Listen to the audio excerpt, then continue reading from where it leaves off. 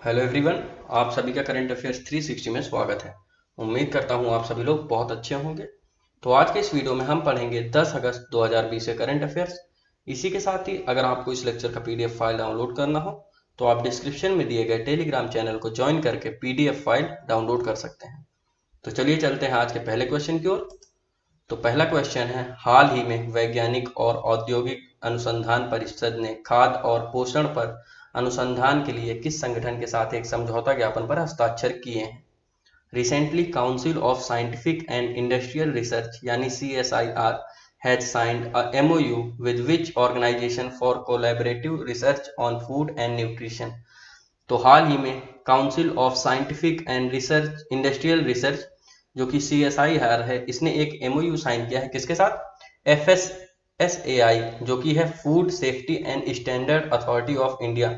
तो इसके साथ MOU क्यों साइन किया है? इसके साथ MOU इसलिए साइन किया है ताकि देश के अंदर जो फूड और न्यूट्रिशन के क्षेत्र में है इसमें रिसर्च को बढ़ावा दिया जा सके, जिससे फूड और न्यूट्रिशन के बारे में बहुत सारी जानकारी है उनको उपलब्ध किया जा सके। तो अगर बात करते हैं FSSAI के बारे में तो इसके चेयरपर्सन कौन है? इसकी चेयरपर्सन है मिस रीता तेवतिया जी। और इसके CEO कौन है? CEO हैं FSSAI के अरुण सिंघल जी। अगर बात करें इसका हेडक्वार्टर कहाँ है तो FSSAI का हेडक्वार्टर है न्यू दिल्ली में। इसी के साथ अगर बात करते हैं council of scientific and industrial research जो कि CSIR है, तो इसके DG कौन है? इसके डायरेक्टर जनरल है डॉक्टर शेखर सी मांडे जी। और CSIR का हेडक्वार्टर भी न्यू दिल्ली में है। तो चलिए चलते हैं अगले क्वेश्चन की ओर। International day of the world's indigenous people कब मनाया जाता है? International day of the world indigenous people is celebrated on. तो इसका सही जवाब है 9 अगस्त। तो 9 अगस्त को international day of the world's indigenous people मनाया जाता है। इस डे को वर्ल्ड ट्राइबल डे के नाम से भी जाना जाता है। तो अगर बात करें इसका मेन ऑब्जेक्टिव क्या है, तो इस डे को मनाने का मेन ऑब्जेक्टिव यही है, to raise awareness and protect the rights of the world indigenous population and recognize the achievements and contributions that indigenous people make to improve world issues such as environmental protection। तो जैसा कि आप लोग जानते हैं, जो इंडिजिनस पीपल यानी tribal people होते हैं उनके प्रति अवेयरनेस फैलाने के लिए और उनके राइट्स के बारे को प्रोटेक्ट करने के लिए यह डे मनाया जाता है। इसी के साथ ही जो ट्राइबल पीपल होते हैं वह अपने एरिया यानी जिस एरिया में वो रहते हैं वहाँ के इन्वायरमेंट को कंजर्व करने में भी बहुत एफर्ट लगाते हैं।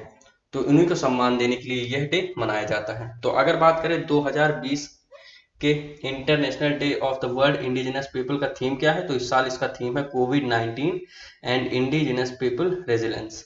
तो चलिए चलते हैं अगले क्वेश्चन की ओर।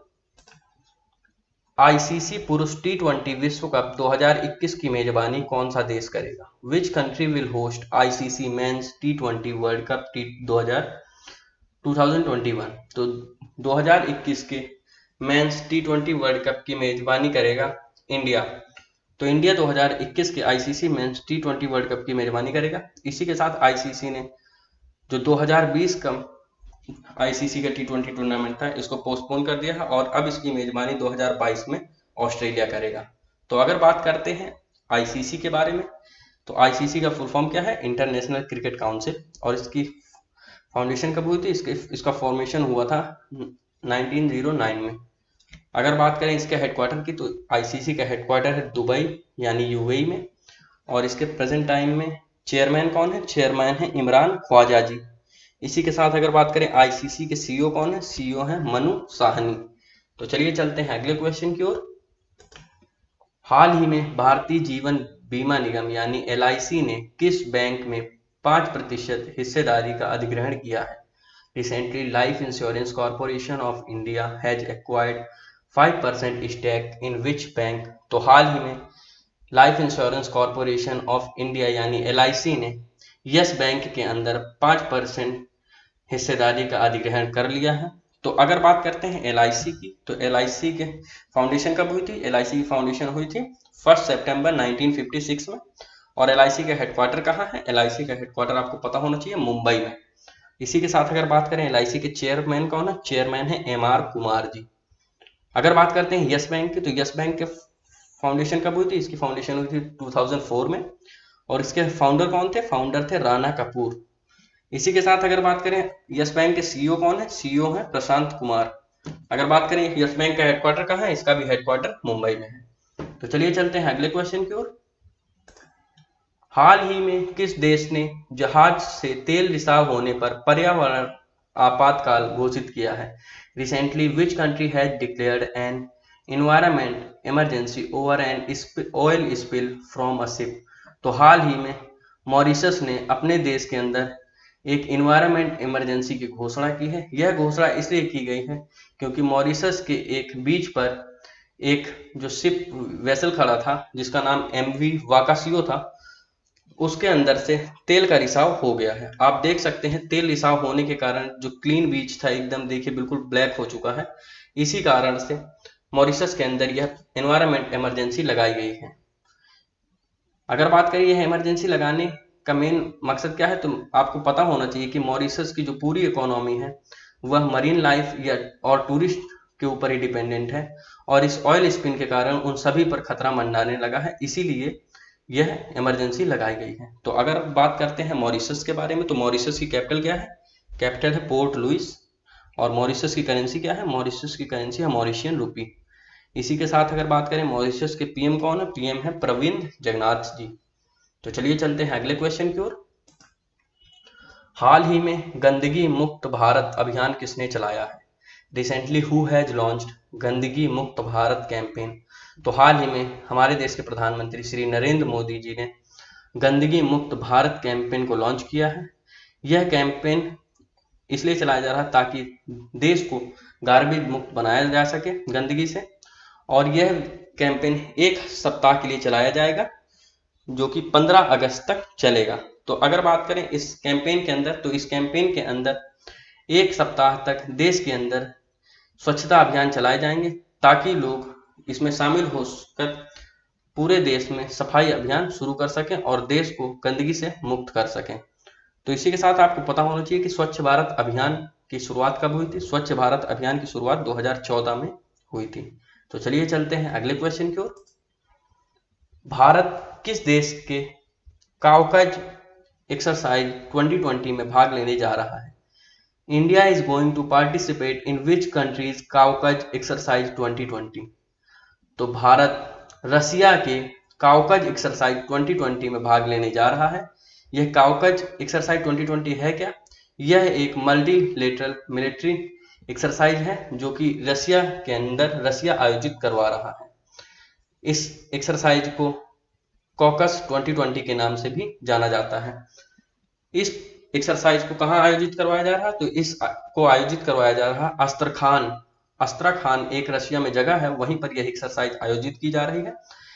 इस एक्सरसाइज में भारत की ओर से 150 आर्मी पर्सनल का कंटीजेंट भेजा जाएगा, जिसके अंदर आर्मी पर्सनल, नेवी और एयरफोर्स के लोग शामिल होंगे। तो अगर बात करते हैं एक्सरसाइज के अंदर और कौन सी कंट्री है, तो इस एक्सरसाइज के अंदर लगभग 18 कंट्री पार्टिसिपेट इस एक्सरसाइज के अंदर पार्टिसिपेशन के लिए 18 कंट्रियों को इनविटेशन भेजा गया है, जिनमें चाइना, ईरान, पाकिस्तान और टर्की जैसी कंट्री भी शामिल हैं। इसके अलावा इसमें शंघाई कोऑपरेशन ऑर्गेनाइजेशन के भी सारे देश शामिल हैं।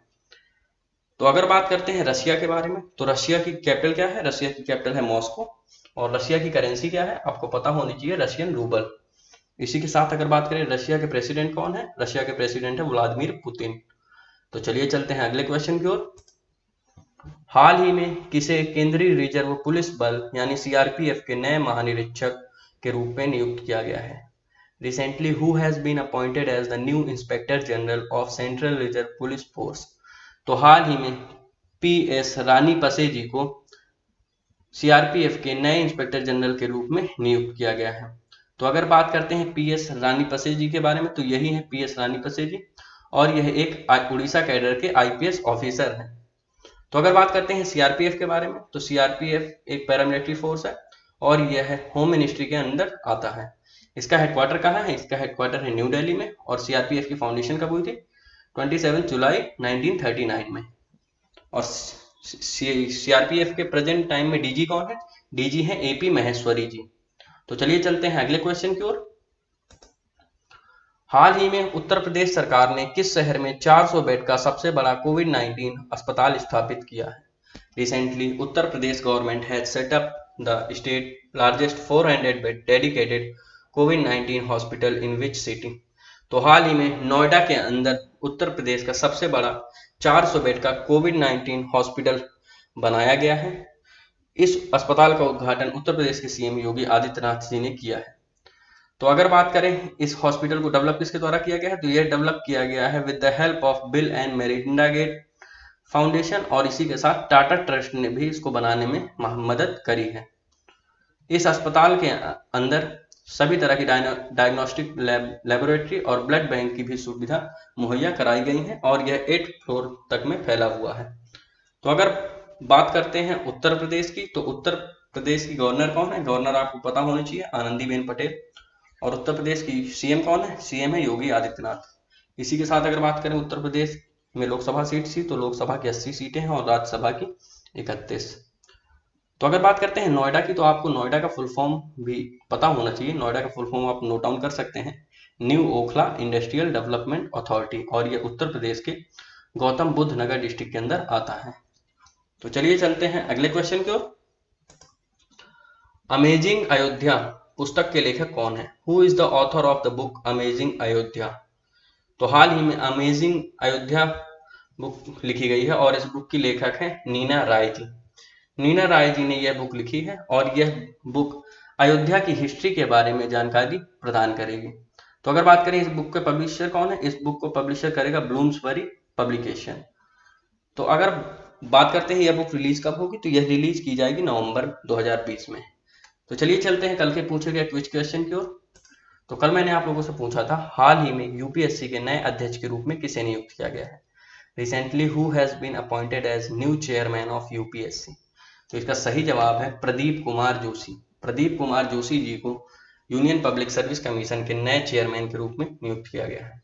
तो चलिए चलते हैं आज के क्विज क्वेश्चन की ओर।